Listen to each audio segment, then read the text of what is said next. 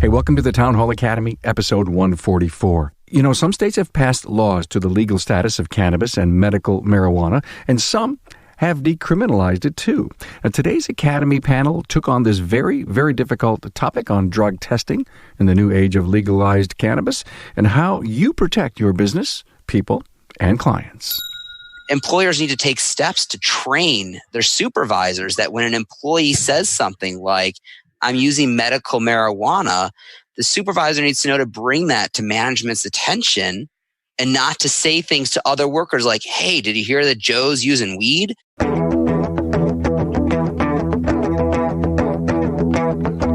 Welcome, automotive aftermarketers, to a Remarkable Results Radio Town Hall Academy.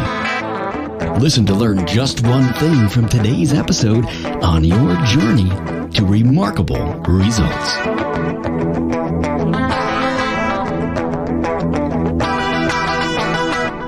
Hey friends, Carm Capriato, so glad to welcome you to Academy, episode 144. And boy, I am so honored to bring you podcasts like the Town Hall Academy, Remarkable Results Radio, and the newest aftermarket sensation, For the Record. So many exciting venues that bring you aftermarket trends and insights. If it's important, we talk about it here. Hey, give me just 30 seconds to thank the sponsors of the Academy. Did you ever wonder the number one reason to purchase a Jasper quality remanufactured product? Well, it's their people. A Jasper associate is dedicated to high-quality customer service, committed to excellence, professional, and has pride of ownership as part of a 100% associate-owned company. More information for you at jasperengines.com. If you haven't thought about your management software this year, it's probably time. Shopware Shop Management is transforming the way shops like yours do business. They give you tools to increase your sales while delighting your customers. Hey, go to shop-ware.com for all the details, and welcome Shopware to the Academy. And don't forget, these sponsors provide free access to the Academy each week, so remember them. Hey, find the talking points and my guests' bios at remarkableresults.biz/A144, and any links to their previous episodes are also there. Lots going on the website. You know, we're talking drug testing right here, right now, in the new age of legalized cannabis. You know, you've got to pay attention to your HR policies and procedures as states continue to rule on medical cannabis, recreational marijuana, and the decriminalization of pot. Now, as drug testing is something shop owners do, what are the guidelines now with states legalizing cannabis? What about an accident on a test drive? What type of tests are required? Now, don't be the first to have an accident or an incident and not have the proper policy or procedures in place. So, question, have you talked to your legal counsel, liability insurance, or workman's comp carriers? Interesting thought there. Hey, the panel does their best to sort this out and provide you plenty to consider. I'm with shop owners Judy Zimmerman Walter and Frank Scandura, and also attorney Noah Frank.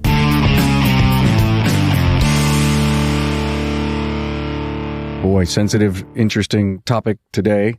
With us is Judy Zimmerman Walter from Zimmerman's Automotive, Mechanicsburg, PA. Hello, Judy. Hi, Tom. Good to have you here. Noah Frank, Esquire from Smith & Munson, LLC in Chicago, our attorney of resident. Good morning, Carm. How are you today? Good to have you here, Noah. Thank you. And Frank Scandura from Frank's European, Las Vegas, Nevada. Very hot subject, and I am by no means an expert. I think the closest person we have that is interpreting and understanding the law with clients is Noah, and so we really value your perspective here, Noah. And I do know Judy has had a very interesting situation on medical marijuana in her place. And Frank, you've got the crazy laws in Nevada to talk to us about, and I think what we're trying to do is to help our industry understand what's going on with policy and drug testing in the age of legalized cannabis. So, Noah, I want to give you the first question to start this out. Are companies really having a tough time adopting to cannabis in the workplace? So, yeah, companies are facing a lot of pressure here. Marijuana remains unlawful on a federal level, but some states have legalized it either from a medical perspective, a recreational perspective, or they have decriminalized it, meaning that they're treating possession of small amounts of cannabis no differently than a parking ticket. So they're not treating it like a crime as it is under federal law. which puts pressure on companies to figure out what are we going to do for our general workforce? What are we going to do for our safety sensitive positions? What do we do with our DOT safety sensitive positions? How do we handle this? And it's really causing a lot of concern because the states treat it differently depending on where you are, which means that if you are in more than one state, you might have more than one law to follow. So interesting. Frank, Judy, did you have to make any changes to your policy manual because of the changes in your state? I have not at this point, because I always did pre-employment drug testing. I'm looking at possibly adding random drug testing. The expense is pretty high. One of the things that is in my business especially is to make sure that I'm not breaking rules, laws that aren't even completely written yet, because the attitude in Pennsylvania is let's legalize medical marijuana and work with it from there. Make the laws as we go, which is really harsh for me. You got laws on the books. They're about ready to change them. Is that what you're saying? Yes. Wow, interesting. Our governor has said that he will legalize marijuana completely by the end of his term. And he doesn't run out in 20. I think he runs out in 21. Noah, is this political by any chance? Oh, not in the least bit. It's really funny to hear people that are criticizing it one way or another. A lot of people like to criticize the cannabis, like to say, well, it's a cash grab. It's a new tax stream. And they might be right. It is a good way for the governments to obtain, tax revenues. On the other hand, we might see, real strain on business, whether that ranges from an increased incidence of workers' comp claims. We might see a strain on law enforcement where we might see an increased incidence on impaired driving. And of course, we might see problems with, impairment in the workplace causing decreased productivity. So, is this politically motivated? Absolutely. But the question is, what drove it? Maybe this gets too far afield. In Illinois, when the Medical Act came online, the chief sponsor, Lou Lang, had been very anti-cannabis for years and years and years. What changed was Lou had a family member who had some severe debilitating medical condition who was using medical cannabis. And all of a sudden, real life then dictated policy and he became a supporter of it. And when the medical bill finally passed, he said, look, this isn't the bill that I want. It's the bill that I could get passed. And there was a lot of trailing legislation. Illinois' current passed rec bill, which is effective January 1st, has some real problems. So Judy mentioned pre-employment testing. Illinois' law would make that probably impermissible because the recreational bill has modified our Right to Privacy in the Workplace Act, and it makes use of a state lawful product lawful. And pre-employment, you don't have any reasonable suspicion that somebody was using it. I'm sure Frank can tell us that Nevada also has a very restrictive bill on applicant testing. And it's becoming a very politicized issue where we don't know which way the legislators are going to go and how it will change from one session to the next. Let's bring the Frank perspective in here. Yeah, so you're correct. It is restrictive. I cannot deny employment based on a pre-employment drug test. And I have to be very careful. We all have to be very careful on our drug testing policy. And here's what you really need to be careful of. Your policy needs to be very, very specific. For example, I have a policy that says after an accident, mandatory drug test. Well, what's an accident? Slip and fall? Yeah, that would be I got hurt. Bumped into somebody's toolbox, maybe. So, I get with my insurance company and they give me a bunch of documents. One of them says accidents that include any of the following will result in a drug and or alcohol test, a fatality, an injury that requires medical attention away from the scene, an injury that requires loss in work, non-injury accident that causes damage to company property. So if you're not specific, you're in trouble. And I got to tell you, I don't know about you guys, I wouldn't want my dentist or my doctor or my plumber or my HVAC technician under the influence working on me or in my home. I certainly don't want any of my technicians working on anybody's car under the influence. So we're really put into this box. You kind of touched on a little bit, the economic impact and things like that. I can tell you there's a lot more under the influence accidents in Nevada, in Las Vegas, that are marijuana related. So there's the difficulty in those, well, if I'm allowed to use it, how much am I allowed to use? How much am I allowed to have? So we see some of that in the background. The crime related to this industry hasn't changed. All that's changed is access. I talk to business owners who have dispensaries near their business, and they say, you wouldn't believe how many times people are congregating around the business, smoking marijuana in public, which is illegal. And it's not the average mom or dad going in there getting a little recreational marijuana to have some on the weekend when their friends come over for dinner. These are the same people who are drug users who now have easier access. So they've opened up an interesting door, Pandora's box, let's call it, into this market.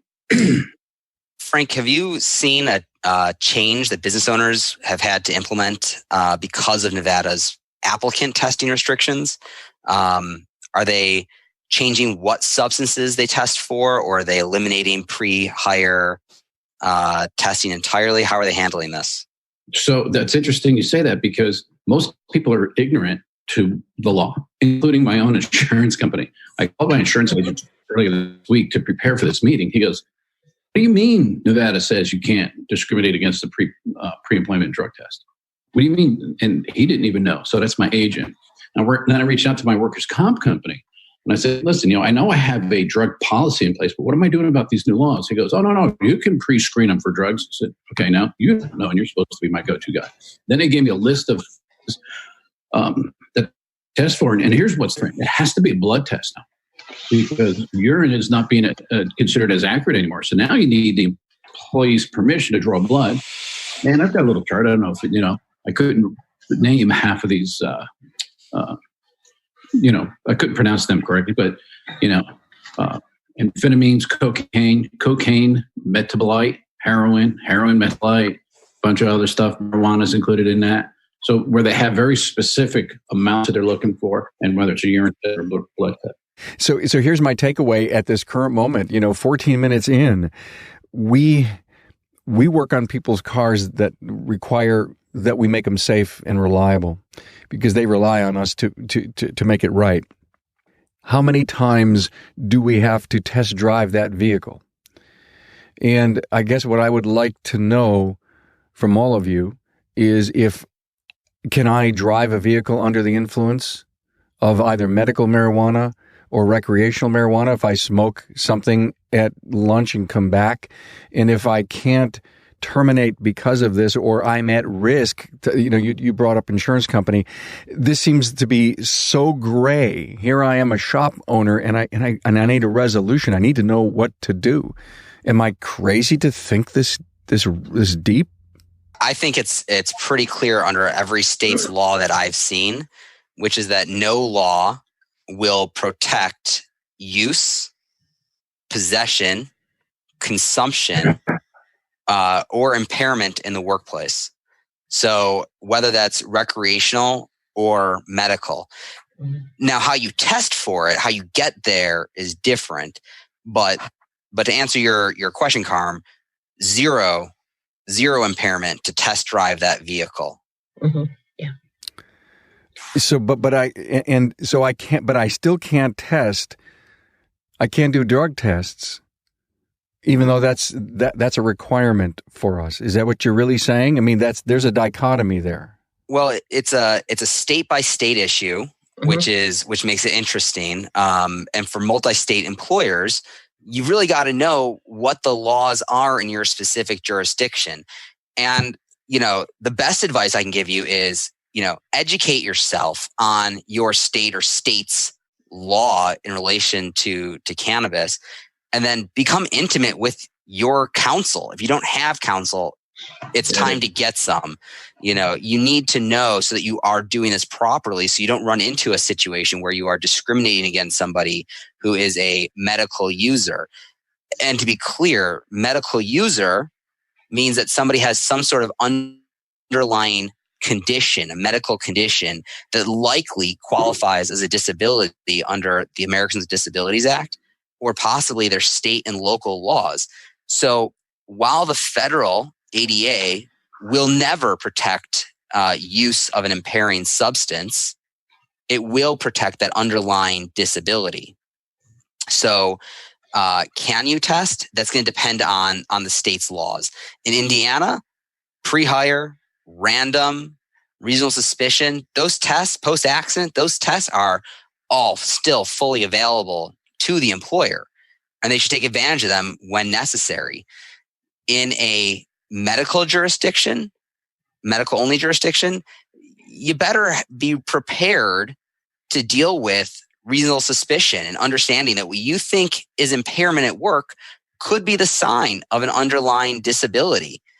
And if so, you need to be prepared to go through that interactive process to figure out whether and how to accommodate that person. It doesn't mean letting them use it at work or be impaired at work, but how do you accommodate a disability?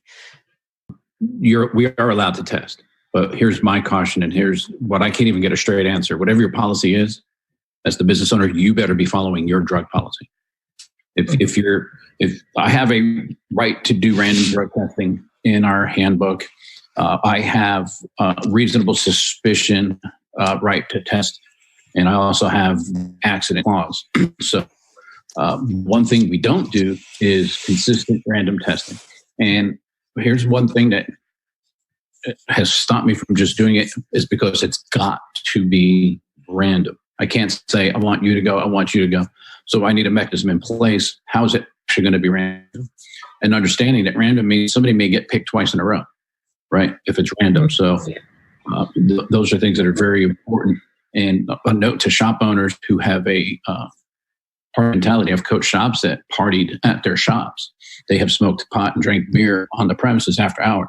If that's you, you're setting the stage to open yourself up to enormous liability. So make sure that you're running a business like a professional. Don't take any chances. Here's what I see. It becomes a discrimination thing, I think.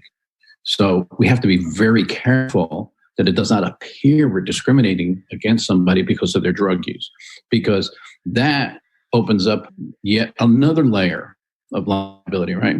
Well, he's just picked on me, and then he sent me for a test, and now he fired me, and now I want $10 bazillion. So it's got to be very careful. That's the most reasonable plaintiff's demand I've ever heard.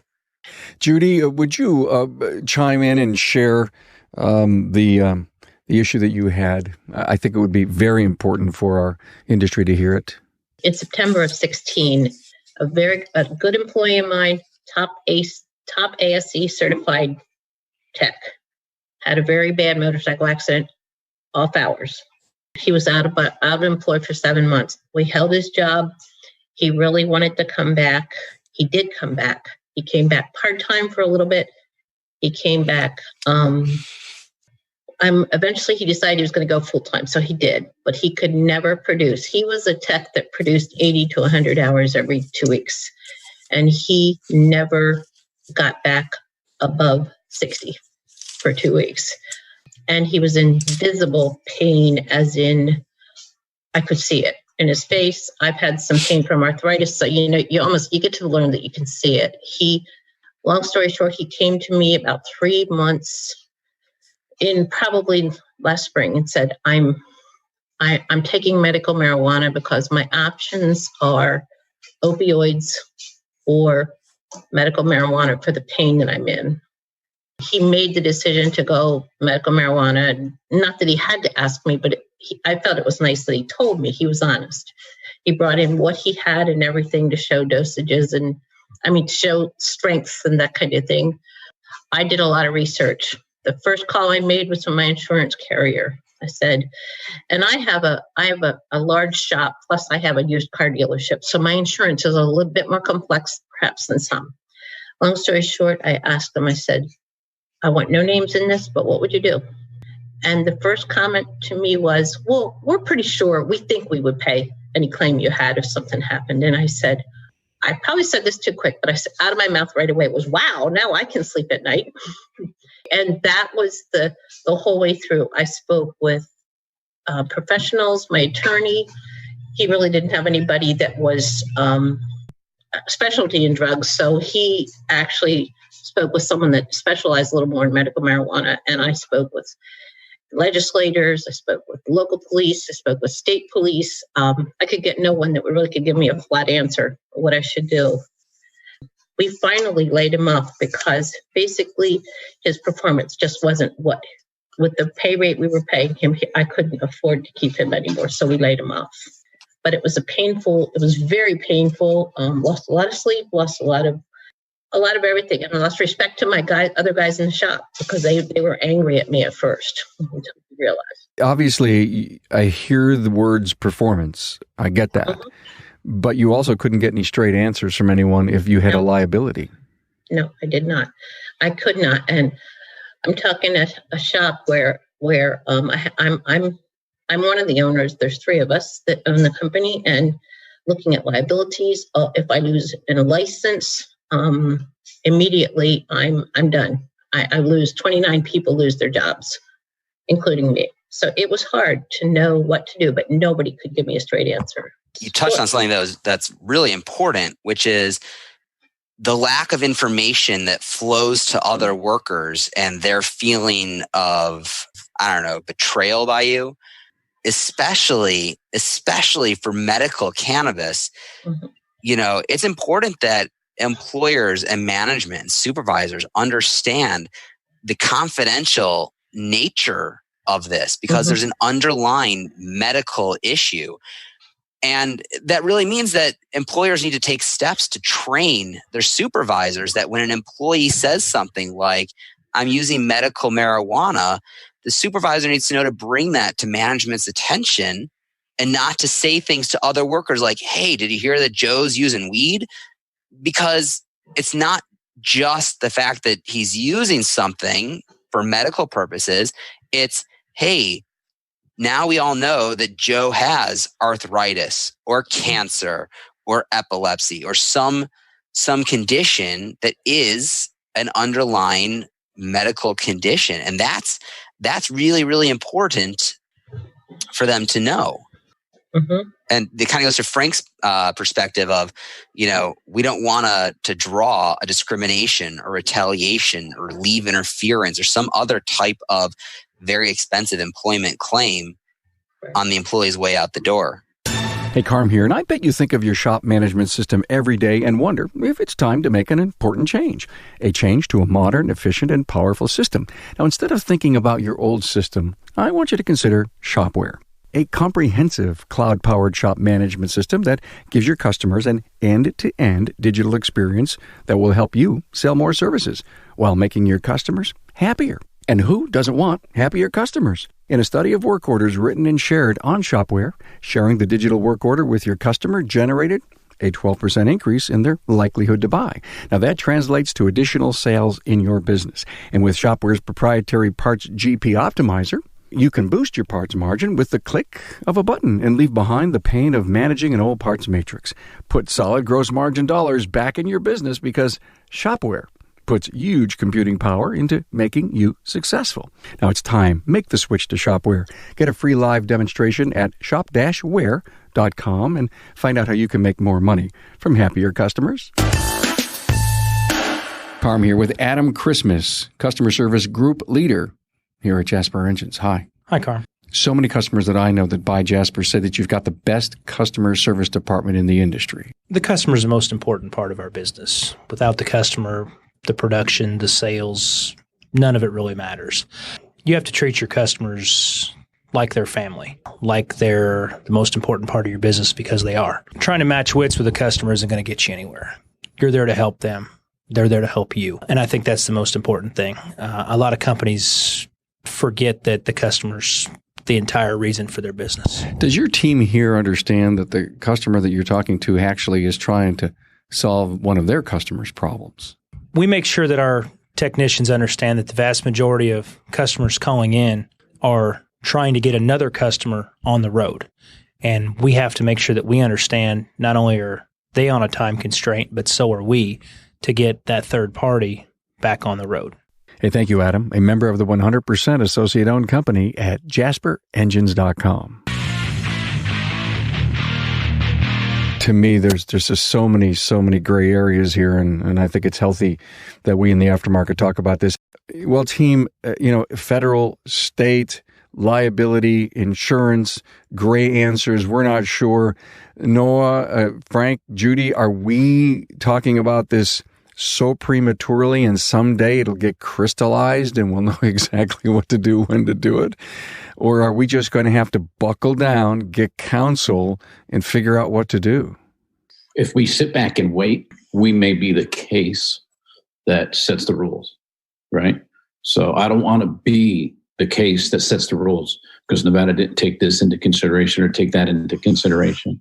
I think we need to be proactive. And anybody who's, sitting around and not taking this real serious needs to be very, very, very careful. I think Frank's on the right path. I mean, the cold, hard truth here is simple, which is 5 years ago, I would have told you there's not an issue here. The courts are pro-employer on this topic. No problem. March on as usual. But in today's environment, no one really knows how the courts, or for unionized settings, or if you have a mandatory ARB agreement, how arbitrators will decide the cases of wrongful termination, wrongful testing, refusal to hire. You really need to know what your business's unique risks and tolerances are for these substances and how you're going to handle it. You might decide that these are safety sensitive positions and you are going to have, none of it. And you will face that legal risk when and if it comes. Or you may decide, that you are going to comply with the spirit and letter of the law. But that is an issue that really needs to be determined by the ownership, by the upper level management, and doing that through discussion with counsel so that you understand those risks, so you're not doing it blindly and just taking a hard line approach. You had said we just need to do research. There is one thing that does protect us in Pennsylvania. It says it allows employers the right to prohibit an employee from performing any task under the influence of medical marijuana that the employer deems life-threatening to the employee or any of its other employees, or that could possibly result in a public health or safety risk. So if someone drives a car, it becomes a $2,000 to $4,000 bomb if they're high or they're impaired and not able to drive correctly, and the wrong person steps off the curb on a test drive. And that was the part that made a final decision that we needed to look and really at this seriously closely and be sure that we didn't keep employing someone because they were good. And he is good. Well, here's the problem with that. Okay. For me, right? Okay. Mm-hmm. So I don't knowingly want one of my people under the influence to do X, Y, Z, A, B, C, whatever it is. But if we don't have a mechanism in place to know if they're under the influence, then we are at risk. So in other words, my policy won't pay a claim, workers' comp specifically, if somebody gets hurt under the influence, which means they'll be tested after the incident. I think that moving forward, I have an obligation to pre-test and know that, and that's why I mentioned about the random testing and having a very specific, crystal clear random testing policy in place. I think that's going to be critical moving forward for all of us because it's kind of like I've got blinders on. It's okay. What I don't know won't hurt me, and kind of moving forward. And in this case, I think what we don't will hurt us. I think that'll open up the accident injury attorney down the road is going to have a field day on us because we should have known. That seems to be the way to go lately. Just real quick, I was put into a unique position because he told me, so I knew. In this case, you did, yeah. In this case, yes. So I knew. So it even added one more step to the toughness of some things is I knew. So if something happened, he could say, well, my employer knew. Arg. Right. And some may not even tell you. Well, some may not. Yes, that is correct. I'm fascinated by the complexity of the do right rule here. Mm-hmm. That's kind of what I'm thinking of it. I have zero tolerance in my business. I'm just speaking, in generalities here. I have zero tolerance because my people drive customers' cars.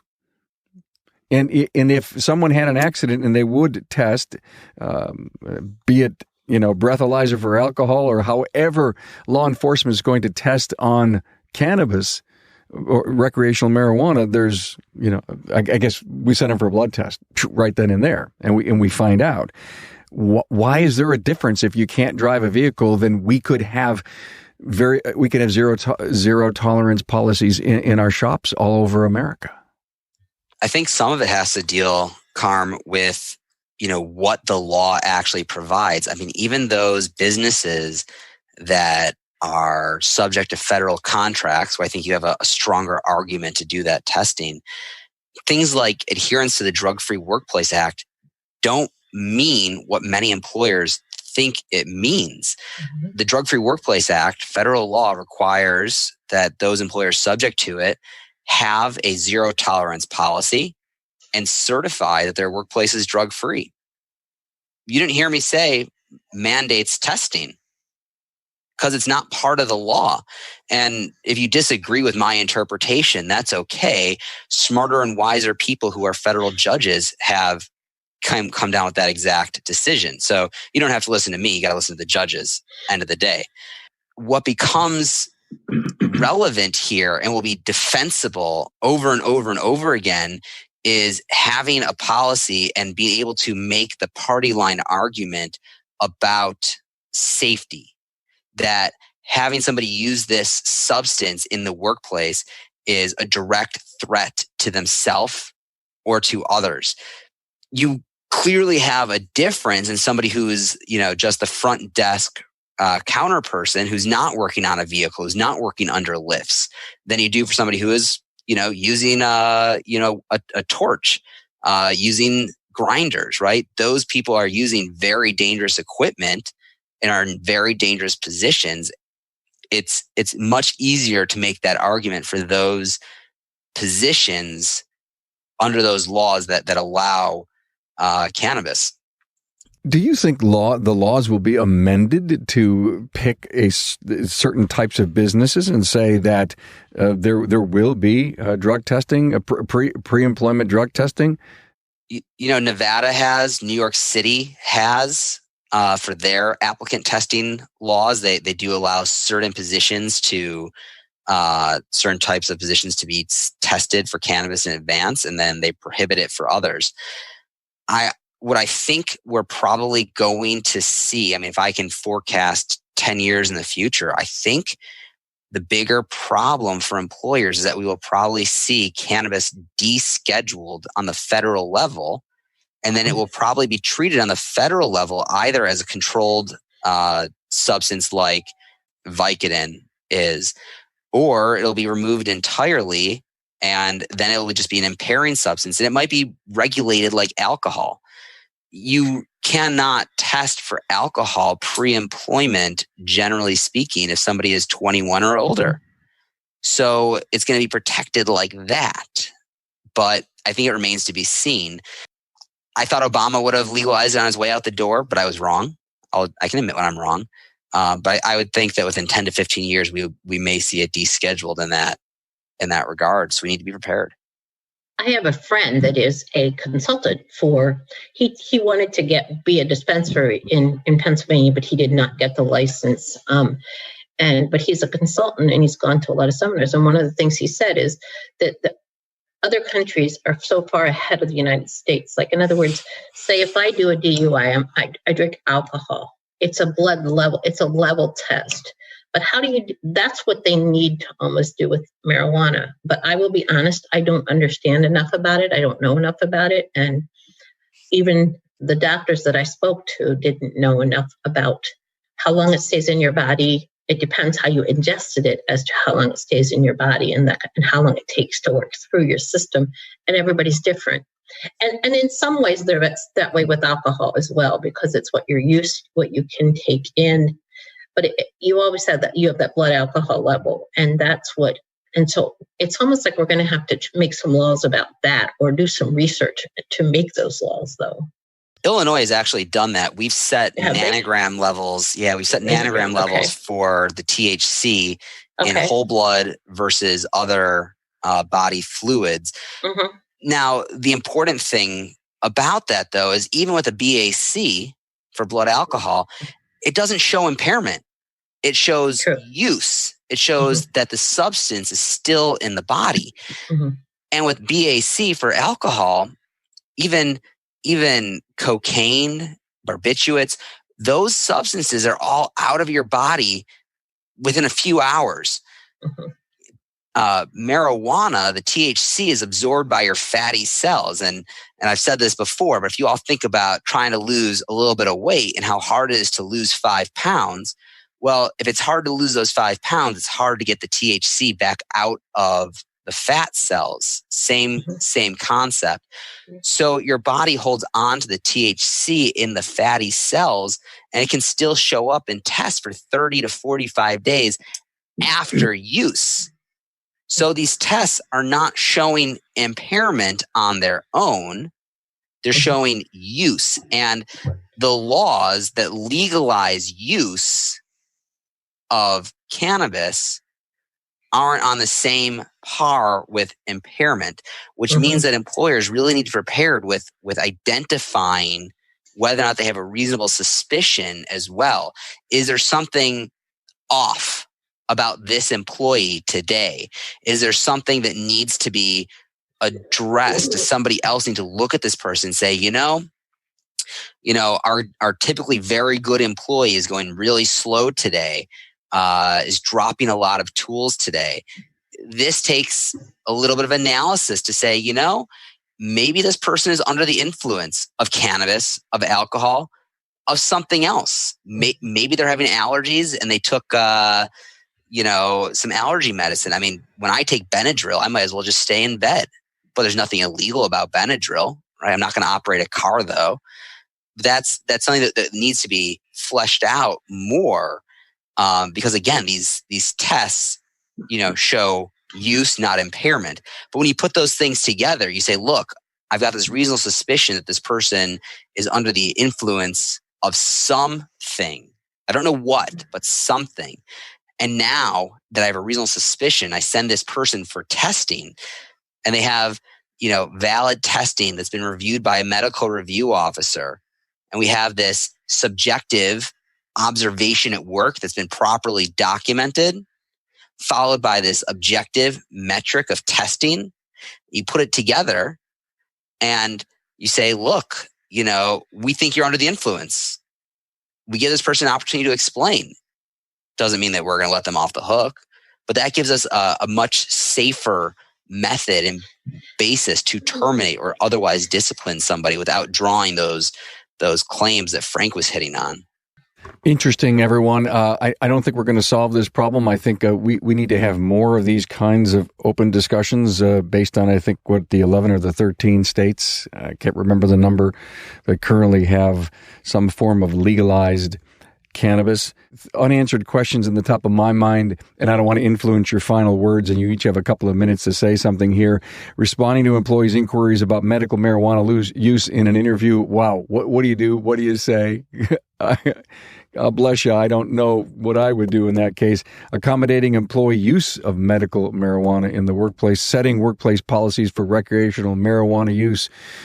Somebody goes out and has a beef on Kimmelwick roll and a beer at lunch, and they come back, they go out back and have a toke off of a marijuana cigarette. I think we have to be very worried in our industry about the fact that we are driving our customers' vehicles, and I think we have all kinds of risk.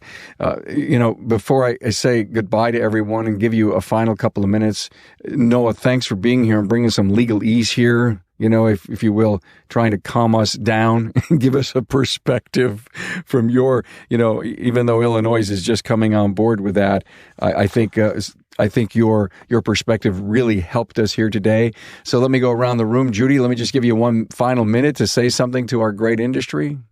I'm used to you asking for the bottom line, so I wrote something down because I feel that this is kind of sums up how I feel about it. The bottom line is I'm going to have to decide what's right for my business after getting as much information as I can. And that doesn't mean I'm going to hide in the corner. I'm going to talk to consultants. I'm going to talk to my attorney, and et cetera.